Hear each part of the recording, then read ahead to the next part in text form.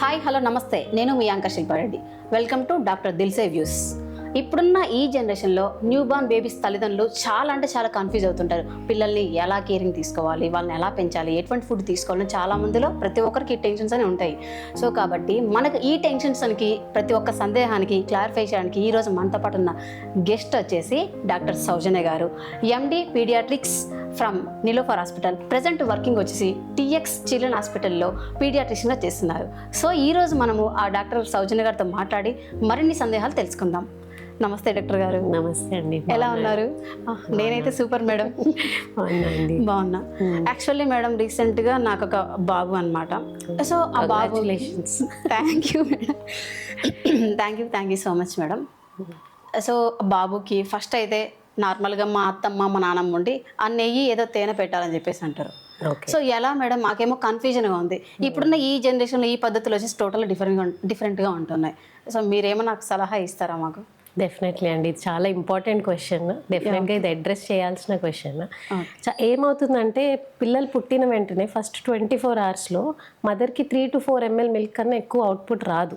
అది రావడానికి కూడా అట్లీస్ట్ 6 hours, కొంతమంది ప్రైమీ మదర్స్లో అంటే ఫస్ట్ మదర్స్లో అయితే ఇంకా లేట్ కూడా అవ్వచ్చు. ఆ లేట్ అయ్యే టైంలో ఈ పేరెంట్స్ అందరూ ప్యానిక్ అయిపోయి ఏదో చేద్దాం ఏదో ఇద్దామని ఇవి ఇవ్వడం స్టార్ట్ చేస్తారు. ఎస్పెషల్లీ హనీ గీ ఇస్తారనమాట. దీనివల్ల చాలా డిసడ్వాంటేజెస్ ఉన్నాయి. ఫస్ట్ ఏంటంటే హనీ అసలు ఫస్ట్ 1 yearలో అసలు ఇవ్వకూడదు. ఎందుకంటే హనీలో బాట్యులిజం స్పోర్స్ అనేవి ఉంటాయి. ఈ బాట్యులిజం స్పోర్స్ని తర్వాత ఏజ్ గ్రూప్లో అంటే ఆఫ్టర్ 1 year మనం దాన్ని కాంబాట్ చేసే ఇమ్యూనిటీని డెవలప్ చేసుకోగలం. బట్ బిఫోర్ 1 year ఆ ఇమ్యూనిటీ బేబీస్కి ఉండదు. సో వాళ్ళు పర్మనెంట్ పారాలిసిస్లో ల్యాండ్ అయ్యే ఛాన్సెస్ ఉంటుంది ఈ హనీ ఇవ్వడం వల్ల. ఆ ఛాన్స్ మనం తీసుకోకూడదు ఫస్ట్ అది. అండ్ ఇంకొకటి ఏంటంటే ఈ హనీ గీ ఇవ్వడం వల్ల బేబీకి ఆ హంగర్ తీరిపోయి పడుకుని పోతారు. ఫస్ట్ బేబీ పుట్టిన వెంటనే ఆ సక్ రిఫ్లెక్స్ అనేది ఫస్ట్ 1 hourలో చాలా హై ఉంటుంది. ఆ విగరస్ సక్కింగ్ ఉంటుంది. అప్పుడే మనం సక్ చేపిస్తే బేబీతో ఫీడ్స్ తొందరగా ఎస్టాబ్లిష్ అవుతాయి. అది చేయకుండా వాళ్ళని మనం పడుకోబెట్టేస్తే ఒక 3-4 hours పడుకుని పోతారు. సో అది లాక్టేషన్ ఫెయిల్యూర్ అయ్యే ఛాన్సెస్ హై ఉంటాయి అలా డిలే చేయడం వల్ల, ఇవి ఇవ్వడం వల్ల. సో ఈ ప్రీ లాక్టియల్ ఫీడ్స్ అనేవి మనం డెఫినెట్లీ డిస్కరేజ్ చేయాలి. అండ్ ఇప్పుడు వచ్చిన అడ్వాన్స్ టెక్నిక్లో ఏంటంటే పుట్టిన వెంటనే ఇమీడియట్లీ బేబీని బ్రెస్ట్ మీద వేసేసేయాలి. మదర్స్ అబ్డమెన్ మీద వేస్తే బేబీనే వెళ్ళి తీసుకుంటుంది అనమాట ఫీడ్. దాన్ని బ్రెస్ట్ క్రాల్ అంటారు. ఇప్పుడు ఇది కొత్తగా వచ్చిన టెక్నిక్ అండ్ అన్ని హాస్పిటల్స్ ఇది ప్రాక్టీస్ చేస్తున్నాం. ఆ బ్రెస్ట్ క్రాల్ చేయించడం వల్ల ఏమవుతుందంటే లాక్టేషన్ అనేది చాలా ఎర్లీగా స్టార్ట్ అవుతుంది మదర్లో. బికాజ్ ఆ టైంలో హార్మోన్స్ పీక్లో ఉంటాయి. At the same time baby కూడా సక్కింగ్ పీక్లో ఉంటుంది. ఆ రెండు హై ఉన్నప్పుడే మనం అది అడ్వాంటేజ్ తీసుకోవాలి. అది డిలే చేసే కొద్దీ లాక్టేషన్ ఫెయిల్యూర్ ఛాన్సెస్ ఎక్కువ ఉంటాయి. సో ఆ ఛాన్స్ మనం తీసుకోకూడదు. So pre lacteal feeds is completely discouraged. And second thing, honey 1 year వరకు బేబీస్కి నాట్ అడ్వైజబుల్. ఓకే, అంటే అని ఇలా నాకు ఇస్తే వెనక పిల్లలకి త్వరగా 4 మందం ఉంటే వెనక పల్చ అవుతుంది అని చెప్పేసి అంటుంటారు. అది ఎంతవరకు నిజమంటారు? అదే చెప్తున్నా కదా, టోటలీ ఫాల్స్ అది. ఫస్ట్ 6 monthsలో బ్రెస్ట్ మిల్క్ తప్ప ఇంకా ఏది ఇవ్వాల్సిన పని లేదు. Nature has provided everything in breast milk except vitamin D, vitamin K తప్ప all the minerals, vitamins, water, everything. Water కూడా ఇవ్వాల్సిన పని లేదు. హై సమ్మర్ అయినా కొంతమంది వాటర్ ఇచ్చేస్తూ ఉంటారు. అది కూడా అవసరం లేదు బేబీస్ కి. Everything is there in the breast milk for the first 6 months. So మనం ఏమి ఇవ్వక్కర్లేదు. వైటమిన్ డి, వైటమిన్ కే లేవు కాబట్టి అవి మనం సప్లిమెంట్ చేసుకుంటాం. వైటమిన్ డి ఒక్కటి మనం 1 year వరకు బేబీకి ఇవ్వాల్సి వస్తుంది. వైటమిన్ కే పుట్టగానే ఇచ్చేస్తాం. అది తప్ప మిగిలినంతా మనకి బ్రెస్ట్ ఫీడింగ్ లో దొరుకుతుంది. ఓకే మేడం, బ్రెస్ట్ ఫీడింగ్ అంటే కొంతమందికి స్టార్టింగ్ లోనే పాలు పడవు, కొంతమంది 6 months వరకే ఉంటుంది, కొంతమందికి చెప్పలేము ఎప్పుడు ఆగిపోతాయో తెలియదు. సో అటువంటి వాళ్ళు ఏం చేయాలి మరి? ఎటువంటి పాలను ఇస్తే బెటర్ అంటారు? ఓకే, యాక్చువల్లీ ఇది లాక్టేషన్ ఫెయిల్యూర్ అనేది 2 types ఉంటుంది. ప్రైమరీ, సెకండరీ 2 రకాలు ఉంటుంది. ప్రైమరీ అంటే అసలు పడదు, ఎంత ట్రై చేసినా పడదు వాళ్ళకి. సెకండరీ అంటే వాళ్ళకి అవుట్పుట్ బాగానే ఉంటుంది. Because of various reasons, stress కానీ, న్యూట్రిషన్ కానీ, వీటి వల్ల లాక్టేషన్ ఫెయిల్యూర్ జరగచ్చు. అది సెకండరీ ఫెయిల్యూర్. సెకండరీ ఫెయిల్యూర్కి డెఫినెట్గా మనకు మెథడ్స్ ఉన్నాయి మళ్ళీ రీఎస్టాబ్లిష్ చేయడానికి. ప్రైమరీ ఫెయిల్యూర్ అయిన వాళ్ళు ఏం చేయొచ్చు ఫస్ట్ అది మాట్లాడదాం. ప్రైమరీ ఫెయిల్యూర్ అయిన వాళ్ళకి next best option first mothers milk, next donor mothers milk. Donor mothers milk అనేది మనకి మిల్క్ బ్యాంక్స్లో అవైలబుల్గా దొరుకుతుంది. మిల్క్ బ్యాంక్స్ అనేది ప్రెసెంట్ స్టేట్లో గవర్నమెంట్ హాస్పిటల్స్లో మాత్రమే ఉన్నాయి. బయట కావాలంటే మనకి దొరుకుతుంది, నియోలాక్టా ఫార్ములేషన్స్లో దొరుకుతుంది. అది లేకపోతే నెక్స్ట్ దాని తర్వాత సరగేట్ నర్సెస్ దొరుకుతారు, వెట్ నర్సెస్ అంటారు వాళ్ళు. ఓకే. అంటే వాళ్ళు అదర్ మదర్స్ అన్నమాట, వాళ్ళ ద్వారా ఫీడింగ్స్ ఇప్పించవచ్చు బేబీకి. అది కూడా లేదంటే next thing is formula milk. అంత అడ్వైజ్డ్ కాదు, బట్ ఇంకేది లేనప్పుడు నెక్స్ట్ ఆప్షన్ ఇస్ ఫార్ములా. ఇది కూడా లేదు, ఫార్ములా కూడా లేదు అని అంటే ఆ తర్వాత కౌ అండ్ బఫెలో మిల్క్ వస్తాయి. అవి అన్డైల్యూటెడ్గా ఇవ్వాలి, యాజ్ ఇట్ ఈస్ ఎలా ఉందో అలా. కొంతమంది ఏం చేస్తారంటే అది కాన్సన్ట్రేటెడ్ ఉంటుంది అనుకొని వాటర్ కలిపేసి అలా ఇస్తూ ఉంటారు. అది చాలా బ్యాడ్ ప్రాక్టీస్. బేబీస్లో వెయిట్ గెయిన్ ఉండదు, డయేరియా వస్తుంది, అవేమి ఇది ఉండకూడదు. So cow and buffalo milk are final options. అది లాస్ట్ ఆప్షన్స్. ఇది ప్రైమరీ వాళ్ళకి. ఓకే. ఇంతకుముందు మీరు చెప్పారు కదా మేడం, వేరే వాళ్ళ మిల్క్ ఇలా తీసుకోవచ్చు, వేరే వాళ్ళ మదర్వి. సో అలా తీసుకుంటే ఏమన్నా ప్రాబ్లమ్స్ ఏమైనా అవుతుంటాయా? ప్రాబ్లమ్స్ అంటే కొన్ని ట్రాన్స్ఫరబుల్ డిసీజెస్కి ఒకటి మనం స్క్రీన్ చేస్తాం. హెచ్సివి, హెచ్ఐవి, హెచ్పివి లాంటివి బ్రెస్ట్ మిల్క్లో కూడా ట్రాన్స్ఫర్ అయ్యే ఛాన్స్ ఉంటుంది కాబట్టి వాటికి మనం స్క్రీనింగ్ చేసి పాస్చరైజ్ చేసి ఆ మిల్కే బేబీస్కి ఇస్తాం. డైరెక్ట్గా ఇవ్వం యూజువల్గా. మదర్ కలెక్ట్ చేసిన మిల్క్ని కూడా మనం ఇవన్నీ స్క్రీనింగ్ చేసుకొని పాస్చరైజ్ చేసి -350 degrees దగ్గర స్టోర్ చేసి అదే తీసి మళ్ళీ థా చేసి ఇస్తాం బేబీస్కి. So it's 100% good option only. Okay, no problem madam, అలా యూజ్ చేస్తే no issues with that. Okay, much better than cow milk and buffalo milk actually. Okay. Cow milk తర్వాత ఇవి మిల్క్ ఇస్తుంటారు కదా, కొంతమంది మిల్క్ పౌడర్ అని చెప్పేసి కూడా కలిపి యాడ్ చేస్తుంటారు. సో మిల్క్ పౌడర్ యాడ్ చేసి పాలు ఇవ్వడం వల్ల చాలా మందికి, నాకు తెలిసి ఇప్పటికీ బాగానే ఉంటుంది, వాళ్ళకి ఆకలి ఏదో తీరిపోతుందని. కొంతమంది ఏంటంటే అది ఇచ్చిన తర్వాత ఆ పిల్లలకి ఏదైనా సైడ్ ఎఫెక్ట్స్ అవుతుంటాయని చెప్పేసి భయపడుతుంటారు. ఏమైనా సైడ్ ఎఫెక్ట్స్ ఉంటాయంటారా? సైడ్ ఎఫెక్ట్స్ ప్రాపర్గా డైల్యూట్ చేసి ప్రాపర్గా మిక్స్ చేస్తే ఏమి ఉండవు యూజువల్గా. అంటే మదర్ మిల్క్ అంత సుపీరియర్ కాదు. మదర్ మిల్క్లో మనకి యాంటీబయోటిక్స్ ఉంటాయి, వైరసెస్ని ఫైట్ చేయగలిగే కెపాసిటీ ఉంటుంది, డయేరియా తక్కువ ఉంటుంది, ఇవన్నీ మదర్స్ మిల్క్లో ఉంటాయి. బట్ అది లేనప్పుడు formula milk is next best option. అది కరెక్ట్గా మిక్స్ చేయాలి. 30 ml వాటర్లో 1 scoop మిక్స్ చేయాలి. అంతకన్నా ఎక్కువ వాటర్ వేసిన ప్రాబ్లమే, తక్కువ వాటర్ వేసిన ప్రాబ్లమే. ఇన్అడిక్వేట్ వెయిట్ గెయిన్ ఉంటుంది, డయేరియాస్ ఊరికే వస్తుంటాయి. ఆ వాటర్ని ప్రాపర్గా బాయిల్ చేయకపోతే దాని ద్వారా ఇన్ఫెక్షన్స్ వస్తుంటాయి. సో మనం ప్రాపర్ మెజర్స్ తీసుకుంటే okay, formula is next best option. Okay. నార్మల్గా ఇప్పుడు ఎలాగో డబ్బా ఉంటాయి కదా మేడం, పాల డబ్బా. సో ప్లాస్టిక్ డబ్బాలు యూజ్ చేస్తుంటారు, ప్లాస్టికే యూజ్ చేయొద్దు అంటారు. అటువంటిది ప్లాస్టిక్ డబ్బాలో పాలు వస్తుంటారు కదా, సో ఏమైనా సైడ్ ఎఫెక్ట్స్ ఇలా జరుగుతుంది? చాలా బ్యాడ్ ప్రాక్టీస్ అది. అసలు ఆ ప్లాస్టిక్ అసలు నాట్ ఎట్ ఆల్ అడ్వైజబుల్ మా పిల్లలకి. నార్మల్ వాటర్ బాటిల్స్ లా కూడా నాట్ అడ్వైజబుల్, బికాజ్ అందులో మైక్రో ప్లాస్టిక్స్ అనేవి రిలీజ్ అవుతూ ఉంటాయి మిల్క్లోకి. అవి అలా బేబీ తీసుకుంటూ ఉంటుంది, అదొకటి. నెక్స్ట్ థింగ్ ఏంటంటే బ్యాక్టీరియల్ గ్రోత్ చాలా ఎక్కువ ఉంటుంది ప్లాస్టిక్ బాటిల్స్ మీద.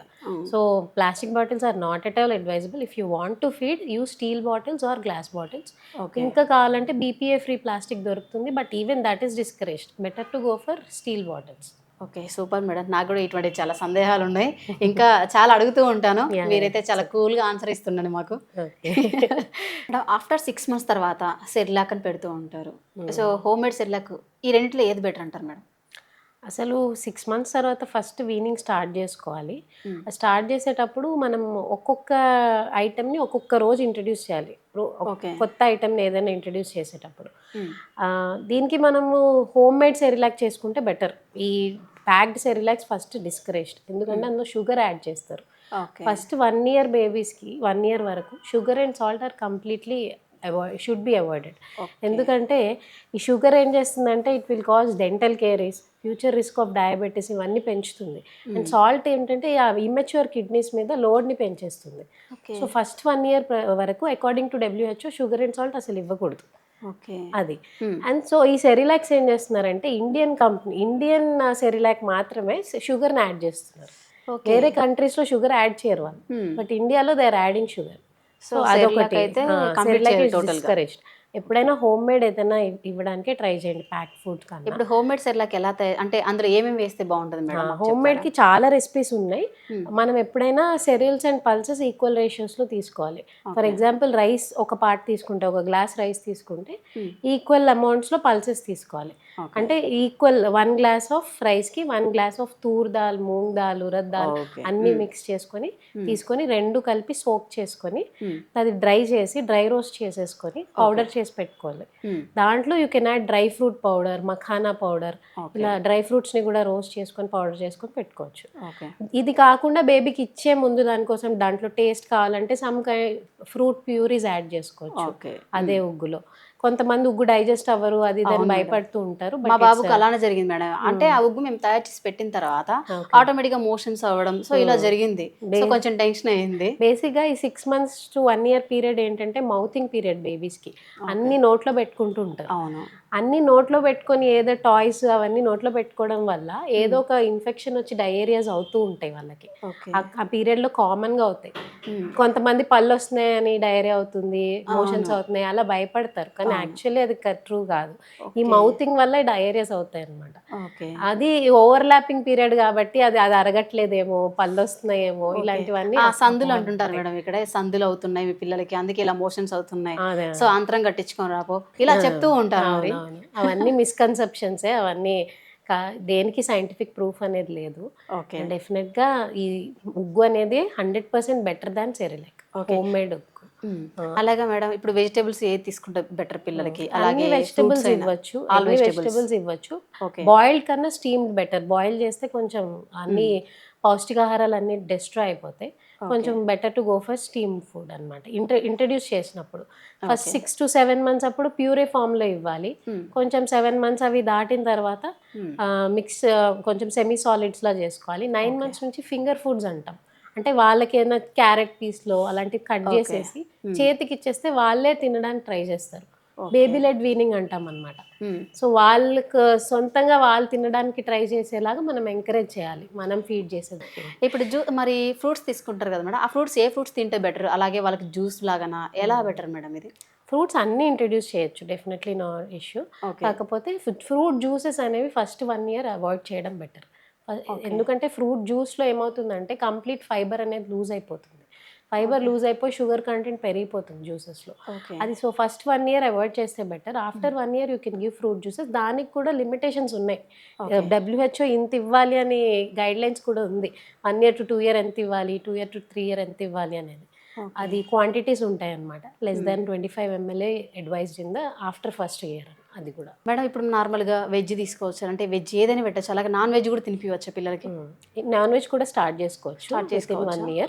కాకపోతే ఎగ్లో ఒక్కటి మనం ఎగ్ వైట్తో ఎలర్జీస్ వచ్చే ఛాన్సెస్ ఉంటాయి. కొంతమంది పిల్లలు who are prone to allergies, వాళ్ళకి ఎగ్ వైట్తో ఎలర్జీస్ వస్తాయి కాబట్టి వైట్స్ ఒక్కటి ఆఫ్టర్ 1 year స్టార్ట్ చేసుకోవచ్చు. ఎల్లో ముందే స్టార్ట్ చేసేయచ్చు. అవునా? మరి మేడం నేను నిజం చెప్పాలంటే మా బాబుకి వైట్ ఎక్కువ తినిపించాను. వైట్ మంచిది, వైట్ ఈస్ వెరీ గుడ్. కాకపోతే ఎలర్జీస్ ఉన్న పిల్లల్లో ఎలర్జీస్ని ట్రిగ్గర్ చేస్తుంది వైట్ అనేది. ఎగ్ వైట్ ఎలర్జీస్ వస్తాయి, అది లేని పిల్లలకి ఏం కాదు. సో అందుకే మనం యూజువల్గా ఎందుకు ట్రిగ్గర్ చేయడం అని చెప్పి ఆఫ్టర్ 1 year చెప్తాం ఎగ్ వైట్ ఇవ్వడం. ఎల్లో ఇస్ వెరీ కాదు మేడం, ఎగ్ లో ఉండే ఇప్పుడు ఎల్లో వచ్చేసి తింటే ఫ్యాట్ వస్తుంది అని చెప్పేసి అంటుంటారు, నిజమేనా మేడం? ఇది బిగ్గెస్ట్ మిత్. ఎల్లోలో ఉండేది చాలా good fat even for adults. Cholesterol ఉంటుంది definitely, but it's a good cholesterol. Dietary egg cholesterol అనేది చాలా మంచిది. సో దీనివల్ల ఏం సైడ్ ఎఫెక్ట్స్ ఉండవు. ఇది మనకి కావాల్సిన ఫ్యాట్స్ని ఇస్తుంది egg. So egg as a whole consume చేయడం మంచిది.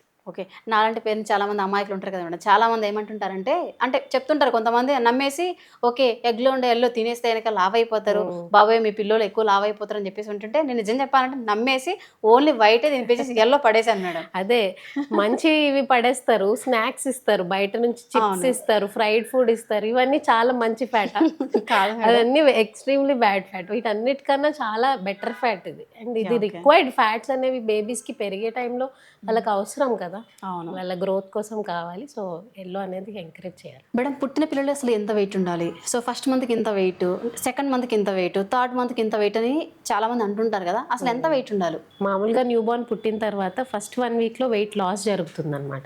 వాళ్ళ స్కిన్ బ్యారియర్ సరిగ్గా ఇంకా డెవలప్ కాదు కాబట్టి వాటర్ లాస్ అనేది జరిగి వెయిట్ లాస్ జరుగుతుంది. ఫస్ట్ 1 week లూజ్ అయిన వెయిట్ 10th dayకి మళ్ళీ గెయిన్ అవుతారు. అది గెయిన్ అయిన దగ్గర నుంచి వెయిట్ గెయిన్ స్టార్ట్ అవుతుంది. At least 30 grams per day gain అవ్వాలన్నమాట అక్కడ నుంచి న్యూబార్న్ పీరియడ్లో. ఈ బర్త్ వెయిట్ అనేది డబల్ అవుతుంది 5 monthsకి. ఓకే, 5 monthsకి డబల్ అవ్వాలి at least. And by 1 year triple అవుతుంది. బై 2 years 4 times అవుతుంది బర్త్ వెయిట్ అనమాట. సో ఆ ప్యాటర్న్లో కనుక వాళ్ళు పడుతున్నారు అంటే మనం భయపడాల్సిన పని లేదు. ఇంకా గెయిన్ అవ్వట్లేదేమో నా బేబీ అది ఇదని మనం భయపడక్కర్లేదు. వాళ్ళు కొంచెం సన్నగా కనిపించవచ్చు, but if they are gaining according to that pattern there is nothing to worry. Okay, కానీ కొంతమంది వెయిట్ పెరగరు కదా మేడం, సో ఎప్పుడు కూడా కొంచెం ఇంకా తక్కువ తగ్గడం ఇలా జరుగుతుంటుంది కదా, ఏమైనా ప్రాబ్లం ఉంటుంది అంటారా అలా? అంటే ఫస్ట్ థింగ్ జెనెటిక్స్ అండి.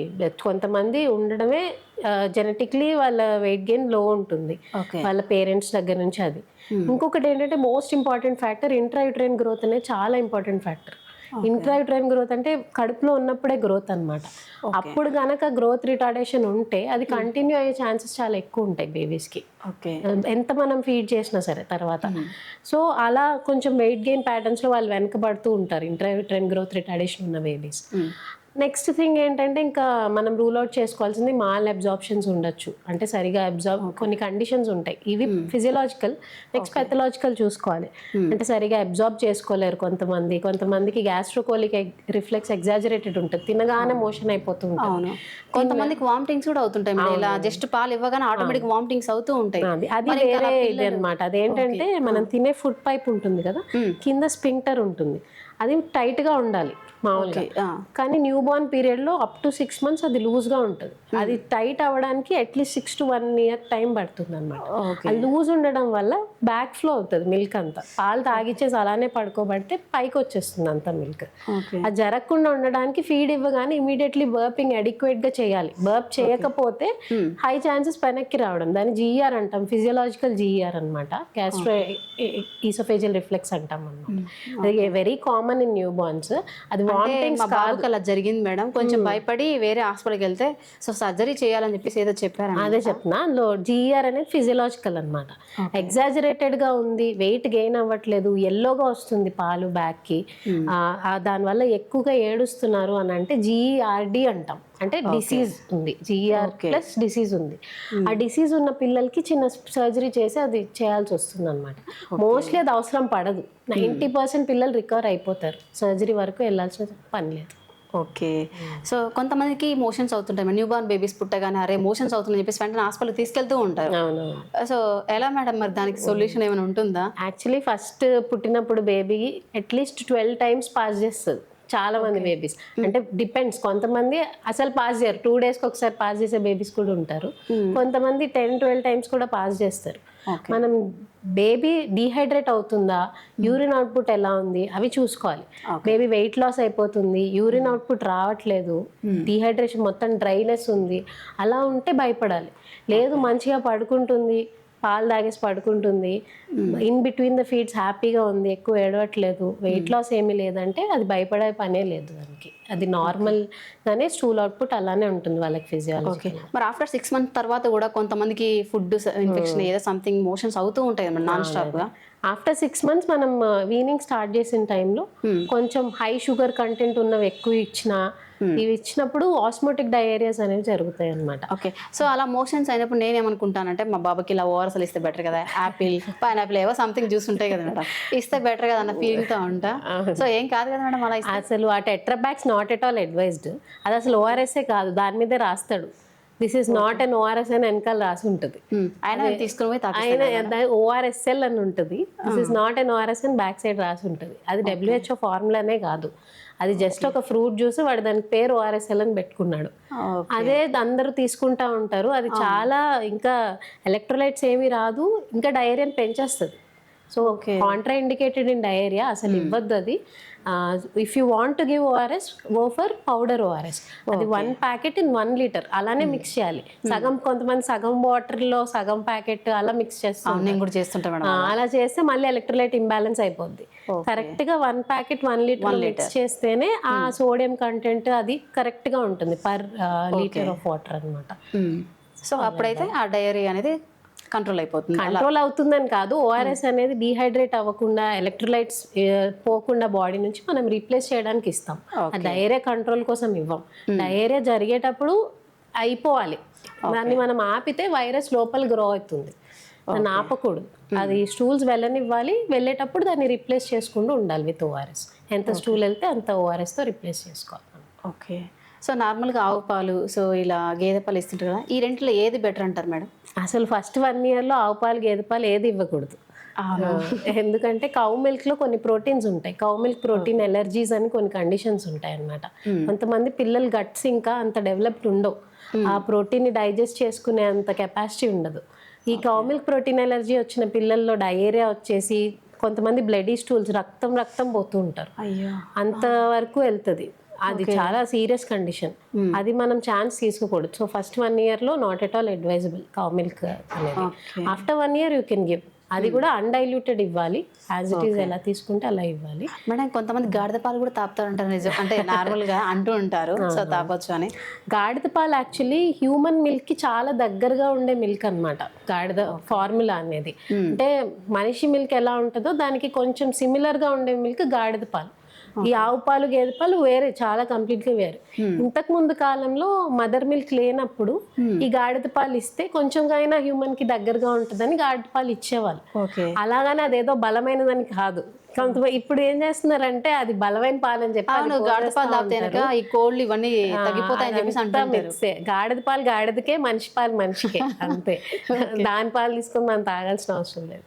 ఓకే, సూపర్ మేడం, చాలా చక్కగా మాకైతే ప్రతి సందేహాన్ని క్లారిటీ చెప్పిస్తున్నారు. Thank you madam.